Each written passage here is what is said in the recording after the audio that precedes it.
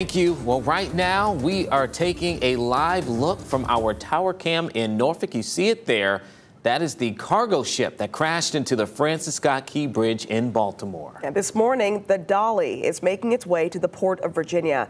In March, 6 people died when the ship hit the bridge after losing power. Casey Baylor joins us live this morning. So, Casey, why is the ship coming here to Hampton Roads? Ashley, the Dali cargo ship is here in Hampton Roads for extensive repairs. Now, it just passed us, but take a look behind us. It's now sitting at the Virginia International Gateway. That's where it's expected to start the process of offloading some cargo ships.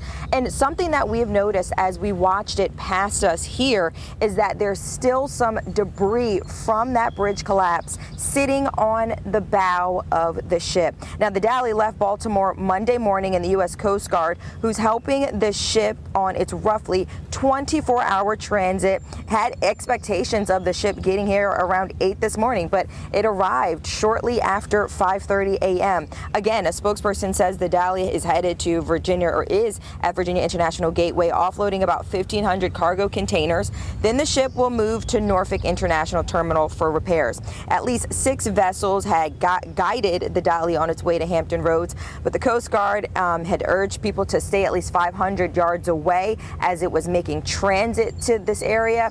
And now they're asking any ship or vessel to stay at least 100 yards away while it's sitting at the pier. There are still elements of the bridge and the roadway from the bridge that are on the vessel. And as they're being removed, we don't want anyone else to be hurt, as it's, either inadvertently falling or there's heavy construction activity occurring.